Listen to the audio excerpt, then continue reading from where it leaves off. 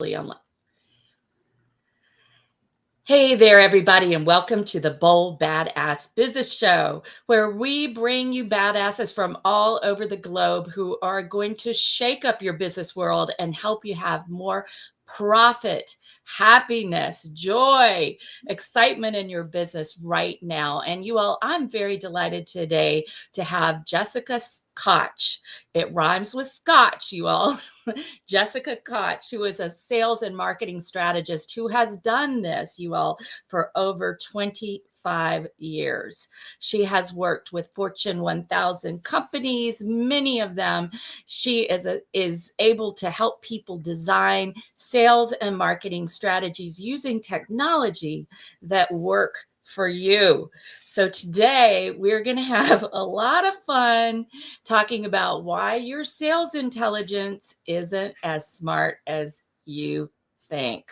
Welcome to the show, Jessica. Thank you for having me. This is fun. I love, there was a big movement years back when kind of emotional intelligence set the stage.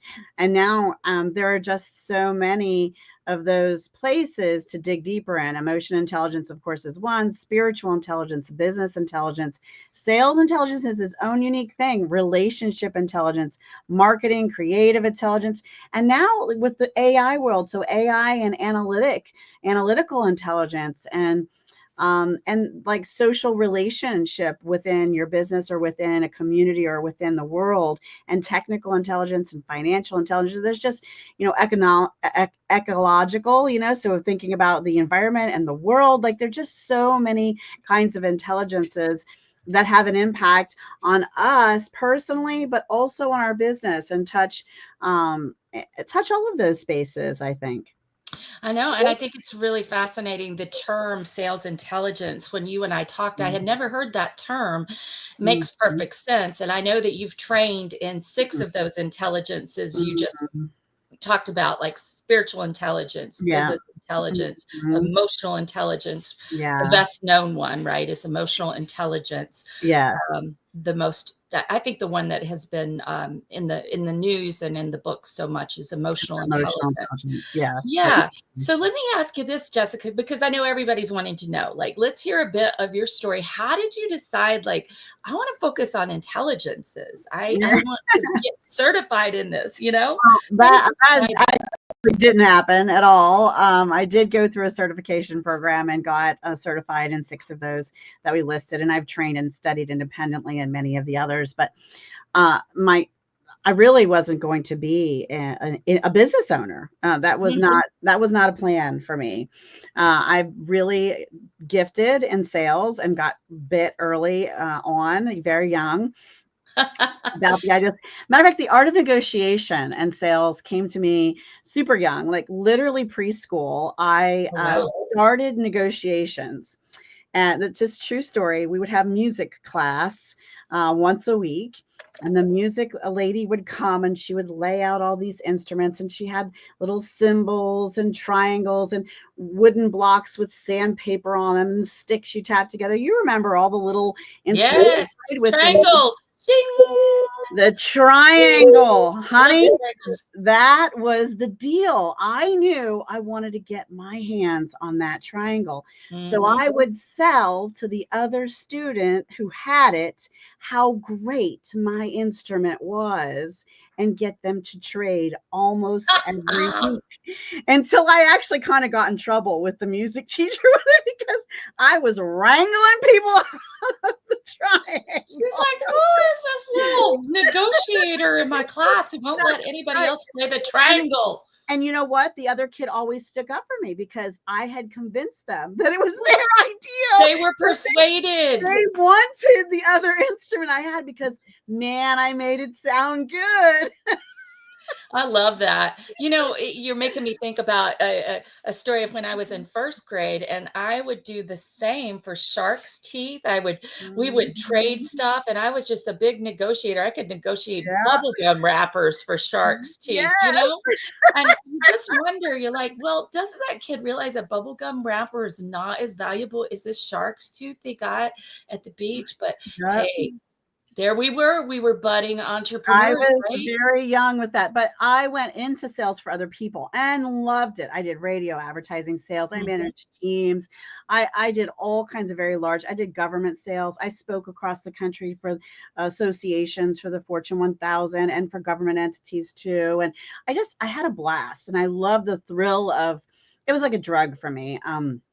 Never had to use them because if I get a new sales contract and do something great for a client, it was so addictive. If I could boost my own income by thousands and thousands in a hot minute because I did a good job and I Mhm. and I served a client well and I did all the things I was supposed to do, this was obsessive for me. This was awesome. I thought, why isn't everyone in sales? Why would you want to be stuck in a just a standard pay and get what, a quarter or a dollar raise? Forget that. When I can make a couple thousand more if I do really great work, and I know I can count on me. I'm a really great worker. So I really enjoyed working for other people's companies, but then there came a time after being with a particular company for many, many years, and I learned wonderful things and had great experiences. And I really have nothing negative to say, although it was just time for a change. And so after that, I went with some other companies for a little while and really was just disheartened because people weren't keeping their word. They weren't keeping to their contract. There was this honeymoon phase and then things would shift. And as a sales manager nationally, they were asking me to do things that weren't ethical for me. So Mhm. I dropped out of the world and for about 3 years was in business hiding, I guess you'd say. I wasn't on any of the social platforms. I didn't check my email. We have an office at our home, and I didn't walk over the threshold of the office for almost 3 years. I Wow. homeschooled my daughter. I sat on the beach. I volunteered in the community. I lived a different life. And the reason I started my own business was because a Chamber of Commerce executive director in our region called me 7 times and asked me to teach a LinkedIn class. And I had even though I had been out of the loop for a while, I had a very good reputation. I had worked with some of the largest entities in our region. I had spoke at Mhm. their annual conferences. I mean, I had a very respectable reputation. And I was grateful for that. That was very humbling and kind. And finally, because people matter most, I said, okay, fine. Here's what I'm going to do. I love chambers, but I'm not joining the chamber. I'm not working for anyone. I don't want to work for anyone. I don't have a business. I don't want a business. Like, this was my spiel to him. And I said, I'm going to come, I'm going to teach, and I'm going to leave. So we have a small mega church where we are sort of like a college little stadium set up, and they pulled down the projector. I put together a little presentation to teach, because I've been on LinkedIn since the old days. Mhm. And I taught the different techniques I was using to connect with and build relationships with some of the top CEOs for some of the Fortune 1000 in the country, and how I, built those relationships and what the next step was in my sales process. And that room was like nothing but the sound of pen writing so frantically. Mhm. Like, that's what you could hear. The energy was palpable. And I just had this light joy that my first thought was, doesn't everyone know this? And then there was this, oh, everyone doesn't know this. And All right, so so, let me pause you for a second because I just want to break this down for everyone listening. I think what you're saying, Jessica, is so important that when we're looking for our business idea or we're looking for what our business is becoming, because businesses evolve over time, I do. want to look for where I call it the zing is, but we want to look where the joy is, where Mhm, the ease is for us. mhm, And also, we want to notice where people are really paying attention and surprised by the information because we live with it mhm, mhm, 24 hours a day. And so to us, it's not new. We just think mhm, everybody knows it. But for mhm, them, when people are saying to you, those of you listening, things like, well, how did you XYZ? Or, when you mhm, did this, how were you able to make that happen? That mhm. right there is pointing you in the direction of your passionate, profitable business. Well, a little bit of a fast forward of that story. That's how my business actually ended up being born. So, um, long story short, there was a long line for me. Lots of people asked for me to work with them. I lovingly and kindly helped people for free for about 6 months on the side here and there and just kept saying no to offers. And then Mhm. the executive director called me back and he said it was the most sought after. We've gotten the most calls, the most emails, the most.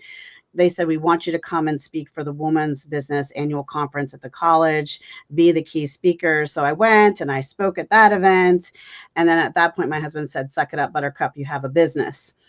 And so then I Yeah. started doing sales consulting and social media training. And then exactly what you said happened. The July before the world shifted and we had all those things happen in our world, I got 7 times in 1 week the same phone call and question of, you're everywhere, Jessica. How are you doing everything? And then that's when I added the division of my virtual assistant membership program, because that was my answer. At that point, I had 15 to 17 VAs that worked just for me, who did all the things.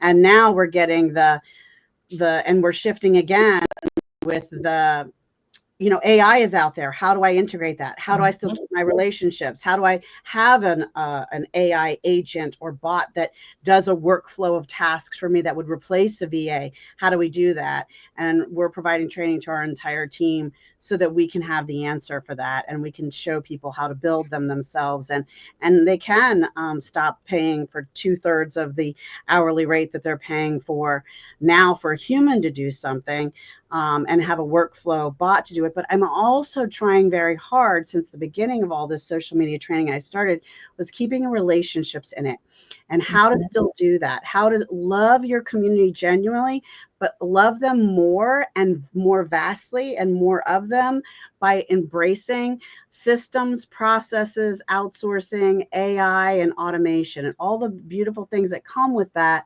but keeping the human love and touch in it as well. And it is possible to do that. And that's part of your sales intelligence. Exactly. I was going to say, you heard me say that, women, that we are relational. We're really relational and not transactional in the way that we sell. And we have a huge advantage because we are relational the way that we're raised, basically. And maybe it's part of our physiology too, but we keep the relationships there. We focus on the relationship,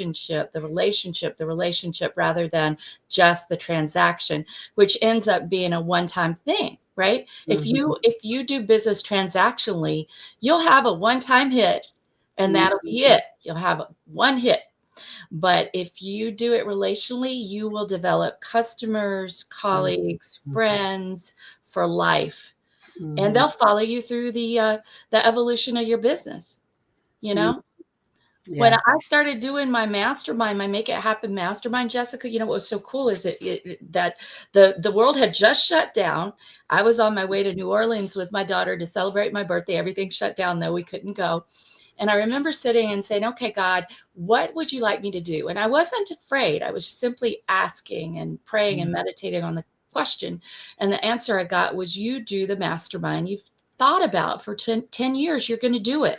So on Mhm. a Tuesday, I put it out there on social media, and it was filled with 13 people by the following Monday. Mhm.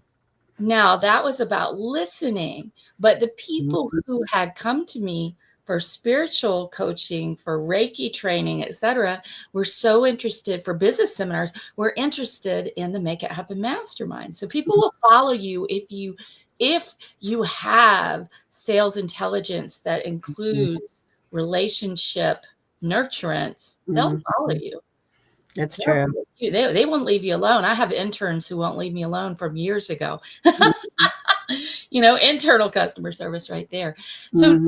Jessica, why are most people, either the way I see it, they either love sales and they're like, yeah, I really enjoy it, or they hate it and they're afraid of rejection, they're afraid of appearing pushy, etc.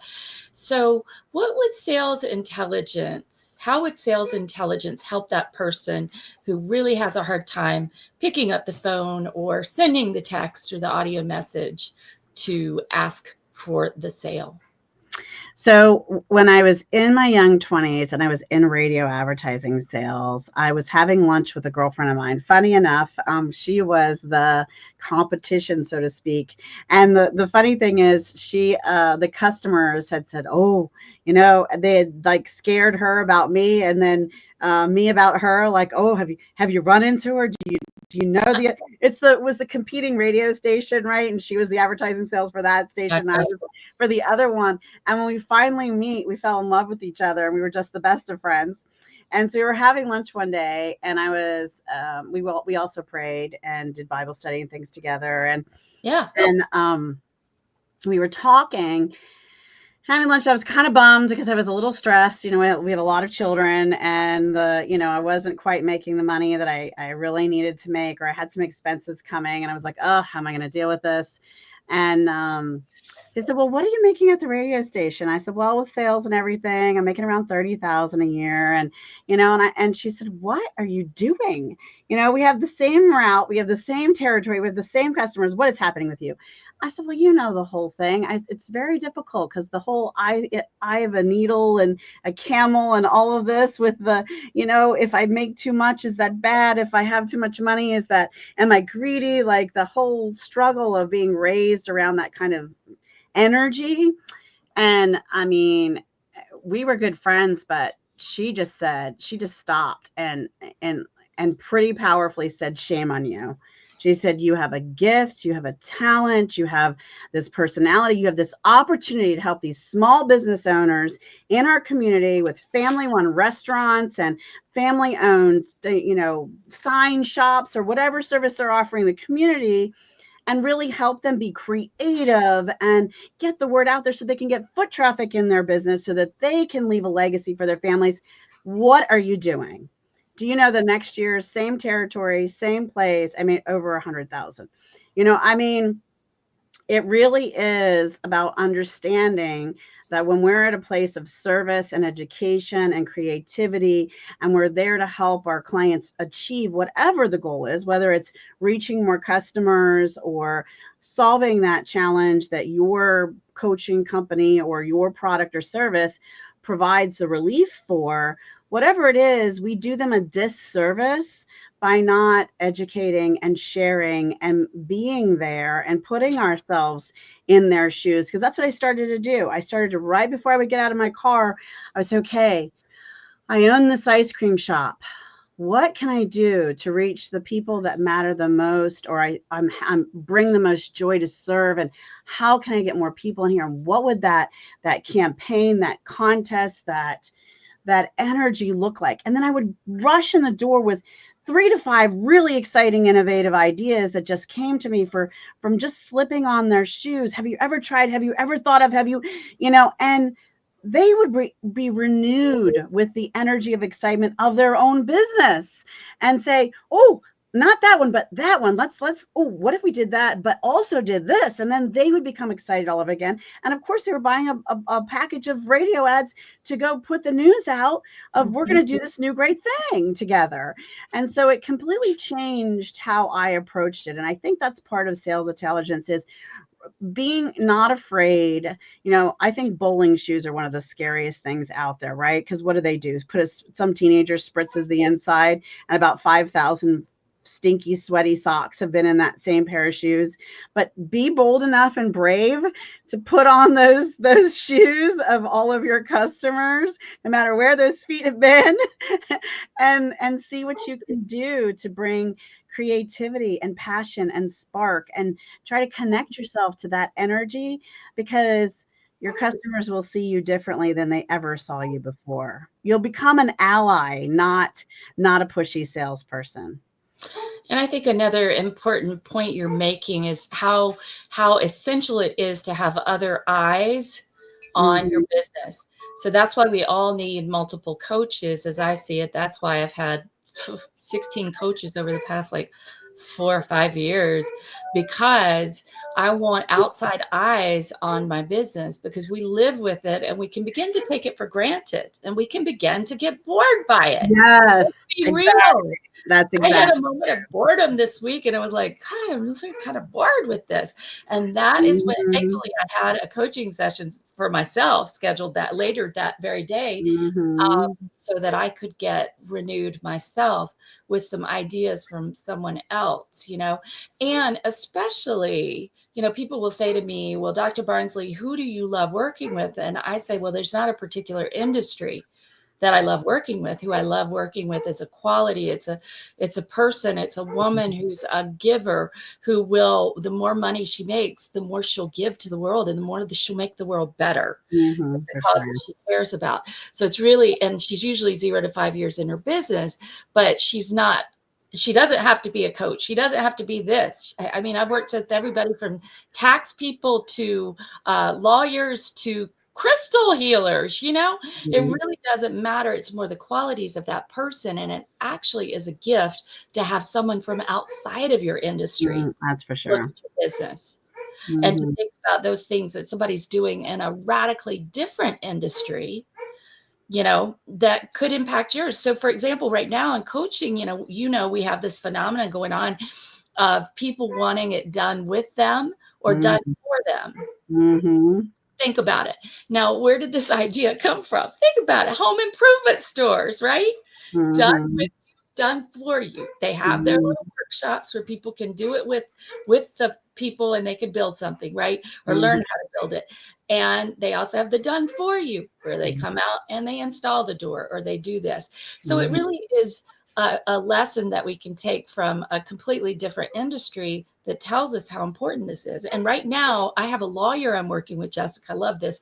And she's using a done for me because people were not getting their homework done after they got their estate planning done with her. And I said, look, you can't leave them like that. They're never going to do it. We need to create done for you packages, and you take care of that stuff, and they'll have it done in an afternoon, and they are going to pay because they want that done. Mm-hmm. That's true. Otherwise, it doesn't help them. Yeah, Mm-hmm. we gotta look at other industries and take the ideas there and ask Mm-hmm. ourselves, how could I apply that idea to my business? Huh. And I Because think we should give each other permission as entrepreneurs to say, look, if the light has gone out of you in whatever product or service you're giving, then find another solution for that. Let someone else manage that division of your company, Mhm. or choose to let it go, depending on the numbers and what the profit looks like, because that might be the logical business decision. And pay attention to what's happening in the evolution of the world. Like for us, I noticed that, when I first started about a virtual assistant membership program, nobody was talking about VAs. Now, Right. and if I said VA, nobody knew what a VA was. Now everybody knows. Veterans Administration. Now everybody knows what a VA is, and Yes. there are VA agencies Virtual assistant, virtual assistant. and they're popping up everywhere. So Yes.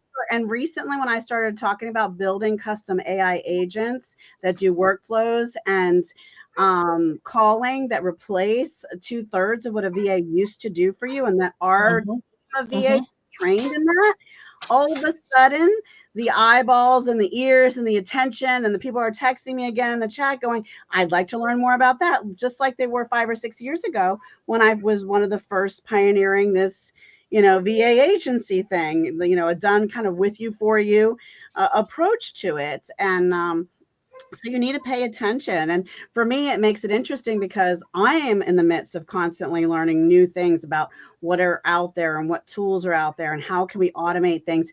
And then I'm so glad that I'm paying attention to when I'm learning it, here's where the human touch is. Okay, here's how you keep that relationship strong by when you apply this new technology, you communicate XYZ to your community in this transparent and loving way. And I want to guide my community who chooses to use us to do this so that they are paying attention to where and how to keep that love and the human touch into it, because one of the dangers of all of this occurring is us losing too much, just jumping right in and learning to use the tools and then running everybody over like tanks, crushing the wildflowers in a field.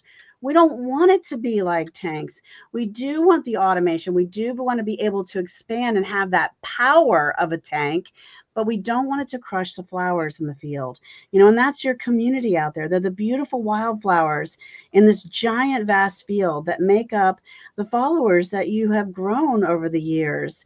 And you want to care for and nurture them more expansively. And you can do so with this technology without crushing and running them over by just jumping on the next new technology tool and just using it blindly without remembering where to incorporate that human love and human touch. And see, that's the thing. I've done a number of episodes with AI experts, Jessica, and one of the things we talked about is that no matter how artificial intelligence really isn't artificial. There's always a human being who's got to give it the prompts or got to tell it what to do, or you know, what you want done and how to do it, basically. But it's not as straightforward as it used to be. It used to be you put in the computer code language and only this could come out. Now you can put in the information, but you can put in enough information that it will begin to learn. It will begin to learn from the next thing that happens and the next thing that happens and the next thing that happens. And so now it's not just if I put in these zeros and ones, I'm going to get a dancing stick figure. That's all you'll ever get from that. That coding will never learn. This coding is designed to learn. And so that is where the intelligence comes in, and where it gets both exciting and scary at the same time. Yes. I mean, it gets to know us, and, you know, it gets to know us. It's like the cookies that are watching where we go on the internet. It gets to know us and to know our voices. But you can teach it if this, then Exactly. that. And if Again, this, then that. The human is driving. However, you know, Yeah. I can tell, I can really tell, and I'm sure you can too, Jessica. Some of these longer posts I see, I can tell somebody just really put a chat prompt in, and they took, you know, told it to give them 3 versions, and they took a version and just cut and pasted. It's one of the reasons I really love video. And one of the reasons I do my show as video, Jessica, is because it's us. We're having a conversation. We can never replace us. No transcript is ever going to be as exciting as us. And our voices, how we look, how we express ourselves. And I just love that piece, you know, and it makes it, it brings it home, you know. Our branding, really, when we're in business for ourselves, we are our brand. Our brand is us. It is about our values, who we are. That's a huge part of it, what we stand for. And those kinds of things can never be replaced by any AI, as I see it. No, but they can be carefully designed so that they can have longevity long after us. So, for example, the Dale Carnegie's establishment, you know, Dale isn't around anymore, but he was able to still be his brand. But now his brand stands for the essence of this human that had these values, that is, received these accomplishments, and then had this great desire to share and educate the world with it beyond him, certifying other instructors and other things. And that's what AI is also going to begin to do, because we can train, you know, this communicative AI agent coach to support our community with some of the responses we would give. Right now, we have some of the responses Dale would give, even though Dale isn't here anymore, right? And so that is what this begins to be, but in a more interactive situation. Right now we have his books, his workbooks, his guides, whatever video he left behind. But we're going to be able to have a conversation, you know, a back and forth conversation with some of the knowledge of the people who are no longer here, some of the amazing great minds, by inputting all of their amazing material and information to maybe see what answer would Dale give me with my sales problem or challenge if he was here today, based on everything he was or documented in his lifetime. Now, does that replace him? No, of course not. But only the coaches and even the family members who knew him directly could still only guess to based on who he was, what he might say, right? And I think that that's what this technology is doing, which is fascinating and interesting. And I'm not saying that I'm 100% for or 100% against all of it. It's the Wild West, people. I am just like It you. is. I'm in that horse and buggy with the carriage going, what's on the other side of that hill? I don't know. Do you know? No, none of us know. We're about to go find out. And, it can be, there's going to be good and bad with everything. There was good and bad with that dial-up noise. Remember that noise? I heard it on a movie the other day. I heard that sound, and it was an exciting sound back then. We're about to have access to the world. And then it soon became oh my gosh, do we have to wait for that sound every time? And then Zoom, we click it, now we're here. So, and there's good and bad about the world of being connected globally. But I've gotten to meet and work with and love people Yes, people outside everywhere. the world that I would never have been able to love or be a part of my life had it not come. Are there Yes. some horrible things that have happened from the internet? Yes. And this is where sales intelligence comes in, deciding where to apply that technology, deciding what ways you're going to stay human, and then how you're going to apply your other technologies and how you're going to communicate to your community. This is how I'm going to use technology to better serve you. But here is how I am here for you to serve you as the real authentic me. When you can communicate that plan that you have to your community, then everything you send, whether it's your newsletter or a text message or however using technology, they're going to feel much better about it because they were included in the plan. You're sharing with them, I love you this much that I want to do all these things for you.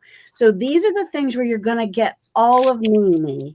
But you love me too, and you want me to kayak and travel and paint and sew and be with my children. So here's the ways I'm also going to give that love to you using technology that's available. And then it becomes an agreement between you and your community that says, here's how we love each other. You love me enough to let me shower you in education or knowledge or tools that you need using these tools. And here's how we get together in a more intimate way. And it's a nice compromise. And then everyone's more open to receiving it versus this is something new. And do you know how people like their cheese moved? They don't really like their cheese moved very much. That's what I hear anyway. They don't like the cheese recipe changed either. It's like anything. You were talking about systems and processes earlier, and these are absolutely necessary to having a business that moves into six figures and multiple six figures and beyond. It's absolutely necessary to have those, and so many business owners don't. And so I help them set up that structure so that they know exactly how to be spending their time to create revenue, right? But most people are doing busy work, right? And AI can be busy work. I'm going to say this. If people are going down a rabbit hole of research in AI all the time, it can be a sinkhole. It can be a rabbit hole. It can be a sinkhole. So we got to keep it in a perspective too, like not get overwhelmed with it and so inundated in it that we don't see. Sorry, one of my dogs is trying to eat the other dog's food. We don't see, that we don't see new ideas that lie outside of that. Well, and that's why you need coaches in expertise who have expertise in these areas. Like that's why you would come to me or someone else that's a part of our business. That's a part of how we consult a client and work with them so that we can say, here's some of the solutions. We've done all the digging and the research. Here's some of your options and how you can approach it. And here's the done with you and the done for you so that you don't get sucked into a rabbit hole. I mean, we could get in a rabbit hole of any aspect of our business where our nose really doesn't belong. And that could be in our financial reports or any of that. Because, you need to understand it well enough and have a CPA or a coach or a accountant or bookkeeper or whoever that explains it to you well enough and that you know it well enough. But then they need to run it. Don't be blind. Don't turn your eye to it because then that's how mishaps happen. Oh yeah, Unfortunately, the Ethelmet. yeah, we don't want to have that happen. We want to have that. Well, let me ask you this, Jessica. What are, we talked about the relational aspect of sales intelligence and, being able to use AI and use technology to support relationships. What are some of the other aspects of sales intelligence that you see people are lacking in and Well, need I to mean, develop more? one is just what we just talked about. So, for example, I use a personality, and these are some of these technologies or AIs have been around for eons, right? And we're just putting this label on it. But there's some personality science and different tools. You've heard of many of them. There's a great company predictive index if you're doing employee hiring and matching a right person to the right job. And there's Myers-Briggs, and there's all DISC. There's all these different ones. Yes. I use one, and it'll be included in my free gift. So in the gift vault when Dr. Barnsley talks about that later. But Nice. it's a free test, and it allows you to go through it and get this great personality report about yourself. But it has a Chrome extension. So because I subscribe to it, I can see on someone's LinkedIn profile, based on how the words and things they use and chose primarily, a bit of the best way for me to communicate to them.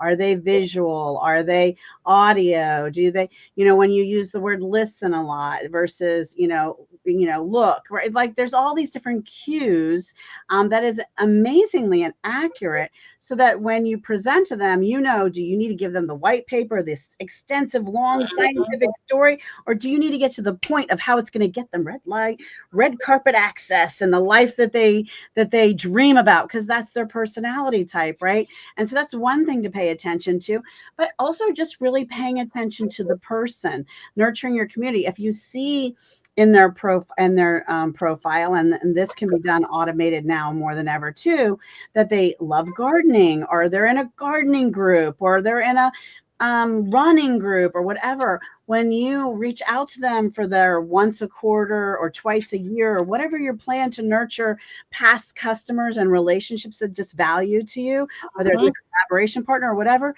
maybe you mail them a hard card in the mail with a packet of seeds that says, I noticed on your LinkedIn profile that you're in a gardening group and that you love that. I thought I'd send this to you to brighten your day.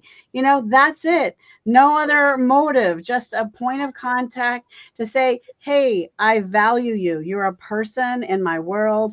You're not going to do that to 5,000 people, but you may have certain people that it makes good sense to do that to, because you care. Your A-list, your top people, the top people who you admire and consider your close colleagues who can refer you people, the top customers who are the ones who are bringing in most of your revenue, that 20% that are producing 70% of your revenue. That's who we want to really, really nurture. We can nurture the others in one to many ways. One person to many, like through an email list, giving them some gifts, etc. But when we've got those A people, we want to make it a personal touch. And the other two questions I'm sorry, I didn't mean to interrupt. The other two questions I always ask my clients are, and they often don't know this, and this is kind of a sales and a marketing intelligence piece where they don't have it written out. They don't have a list. Okay, who's all the names of all the customers you've ever worked with in the history of your company, and where did they come from? How exactly did they come from you? Because there's a story there. There's a message there. There's places that you should be amplifying your efforts and your focus, because that's where all your money has come from, or majority of it, right? And the other thing to look at is all of the groups that you're involved in. Are you at 500 networking things? And then outline how many direct introductions or direct sales have you received, or direct speaking opportunities, or direct something that's leading to a money-making action. How many direct came from that particular organization? And if you're paying 500, 1,000, or even if it's free, you're paying hundreds of hours of your time for however many years you're in it to attend it. And if you're getting this number 0, then that might be a place that you need to say, I really love you and I love this community, but I'm gonna need to stretch my wings and explore and visit some other communities, and I'll try to come back from time to time, or I'll try to stay in touch with you. But you need to make a business decision, or you need to decide you're making a social decision. If you're deciding I just want to go because I love these people with no expectation of money, then okay. Or maybe you ask yourself, is if there are my ideal customer living in this group, why haven't I gotten any business from it? See, Have, that's what I was thinking, Jessica. have you Okay, actually done the things? Have you called and right. asked for the business? Have you Well, here's asked the them thing. for Have you referral? gone into every Mhm. networking event? I always teach that when you go into a networking event, you want to have a clear intent.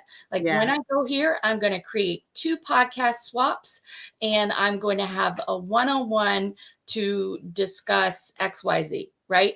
So you want to have a clear intent and you want to Mhm. follow up with 2 to 3 people. 2 to 3 Mhm. is enough. I would rather people go in and follow up well with 2 to 3 people than go in and just do that throw your business card thing or Mhm. throw it up in the chat in the Zoom world and not take action. And I'll tell you, we did this thing at an event I went to recently, and I have some of these here. And we filled out these cards, right? It was a big mastermind, but everybody was giving an ask. And then we filled out cards for the people we were interested in. So I had all these cards. And guess what I started doing right when I came home? I started following up, following up. I still have a few more to go. But has anybody else followed up with me, Jessica? No. No. And And this is a this is great where people use. fall short. This is why Yeah. you've got to have a coach who's going to kick your butt with love. So you follow up to Mhm. create opportunities. Nobody's going to come to you in business. I mean, it's pretty rare that somebody's going to come to you and be like, I want you to speak, and here's your $5,000 honorarium. I did have that happen, but Me it's only in my career of 24 years. I've had that happen like twice, Jessica. too. You Mhm. know, I did have somebody, I always laughingly said, you're not going to have somebody come to your house and knock on your door and tell you they need you. But one of the funniest things that ever happened to me, Jessica, you just never know where they are. Yeah, it's true. There was an animal in my backyard, and I was like, what the heck is that? The dogs were running around. I thought they killed it. I went outside. I'm praying. I'm like, please be okay. I'm doing Reiki, which is nice energy, positive energy. I'm just like, please let this animal be okay. I go in to get a dustpan. I go back out. It just crawls away. It was a possum. It turned around, looked at me like, who the heck are you? And crawled away. But I had already called wildlife rescue. Do you know the wildlife rescuer who showed up at my door 11 p.m.? She became one of my best clients for years. That's Isn't that really crazy or what? That possum brought her to me. well. I had a really rough experience. I probably had one of the worst one-on-ones I'd ever had in the history of business. And I Oh always have no. amazing ones because I asked the universe to bring me positive and powerful and loving and kind and gentle and, people with good purpose. And that's who I ask for when I pray and I meditate. And I almost always get that. Well, I ended up with someone, and my gut knew I should not have You accepted this knew. meeting. And I kind of got run over like a truck. And then I was told that she had no idea how I ever got offered a paid speaking gig and how bad my website was. And like, just, I mean, really, I felt really so bad. I called my high school girlfriend and kind of vented a little. And we just prayed for her and prayed for me and just, try to let it go. Cause I wish anyone harm. No. Um, I just needed to process it, right? Because I just wasn't prepared to receive that, right? And do you know that same day in LinkedIn, I got to reach out and I got paid several $1,000s to do a gig last minute, local, in person, Beautiful. based on my LinkedIn and my website, which I just was told was horrible. Yeah, I love that. We can't believe. Look at the source, and Mhm. ask for feedback from people who will tell you the truth, right? Ask for people. When you get a coach, you need to know that coach is going to be direct with you. You don't want somebody who's just going to make you feel good about what you have, but you want the person who's going to say, hey, you got a blind spot here. Let's do this. Yeah, but this was just supposed to be a getting to know you call. It wasn't a discussion. Yeah, that's a mess. For her. No, but I've had some, Jessica, where people were so obviously trying to sell me stuff. Yes. It was so annoying. And so I've really become very careful about how I accept them. And I'll say, I'm not interested in a sales call. I am interested in seeing how we can help each other and who we can introduce each other to. So listen, do you know what I just realized, Jessica? We got it wrapped, my dear. I know, but I want to say one thing about your follow-up. You talked about how people need to do that. That's a great place where your virtual assistant can have a human touch. That's very well received. My team reaches out and they say, Jessica just was at this networking event with you. She really was impressed by you. She would be grateful if you wanted to do a getting to know you call, if you're open to that. Can we email you the information? And people really love that. So this is a great way to keep the human touch, outsource, but also still have them feel like they have you, but you could still be out kayaking. Just saying. And I am of the mind that if I really want to meet with somebody, I'm going to get your cell phone and I'm going to say, send me your calendar. I prefer to have other people's calendar because I don't like setting a lot of times on mine. That drives me nuts. I'd rather go on theirs and just send me your calendar and I go ahead and hop on. I do it right then. I even do it during the meeting.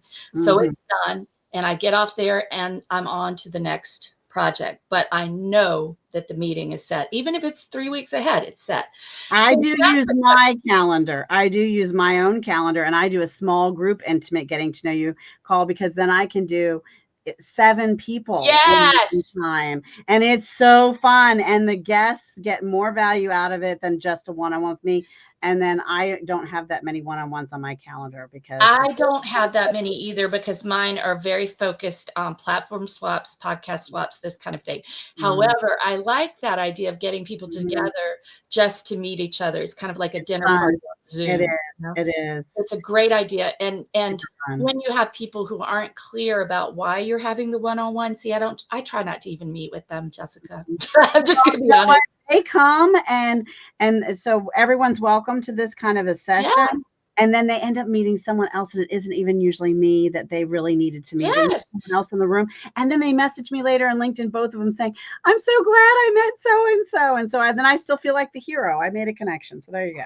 It's awesome. Well, listen, we need to close. So first of all, you all, I want to let you know where the freebie vault is. For those of you who listen, you know where it is. But if you're new, here's what you need to write down. And Jessica's just going to give us a quick sentence about what she's including, which is incredible. She's already told you a little bit about it, that you'll be able to do a personality assessment, which is super interesting. Yes. We love those. I fell in love with those when I was in grade school and I've never let it go. I have the Colby, I have the Myers-Briggs, I have the DISC, I have the this, I have that. I mean, I have so many. They're interesting. And they're all interesting. Enneagram. Oh, yeah. I have human design. All of these are fascinating. All of that. I could list like a million. It's so good. So anyway, you need to go to get all the thousands of dollars of gifts in our freebie vault for the Bold Badass Business Show. You want to go to bit.ly/free from Dr. B. And that's DRB. Let me repeat it. bit.ly/free from Dr. B, DRB. And when you go in there, you're going to see our sponsors at the top. Make sure you get all their must-have gifts at the top. And then as you scroll down, you'll find the other folks. And hopefully Jessica's going to be one of our sponsors. So she'll be at the top and you'll see her. Jessica, would you tell them, what are you giving them in just a nutshell?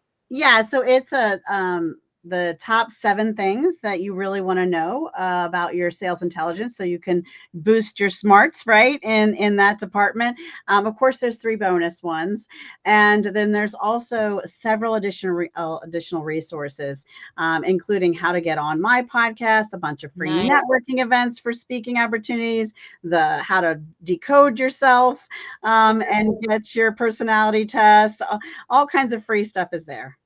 Fabulous. So you all, again, go and avail yourselves of these gifts that Jessica is giving and all the gifts of our sponsors at bit.ly/free from Dr. B. free from DRV. Okay. And you will be able to you're going to find so much in there, you all. There are ebooks, there are templates, there are courses, there are free sessions, there are free webinars. There's all sorts of stuff in there. Okay. Well, listen, it has been a joy, Jessica, to have you. I love the topic of sales intelligence. I love what you've shared with us about how to use technology, AI, and keep it relational. Mm-hmm. So that we're still a human being with giving people the human touch and letting them know that they matter. So everybody listening here, maybe you don't feel like a bold badass today, but I assure you, you keep on going and you will tomorrow. And the very fact that you tune in every week tells me that you are indeed a bold badass. I'll see you next week for the Bold Badass Business Show, 4:30 p.m. Eastern, 1:30 p.m. Pacific, every Friday. Thanks all. Thanks, Jessica.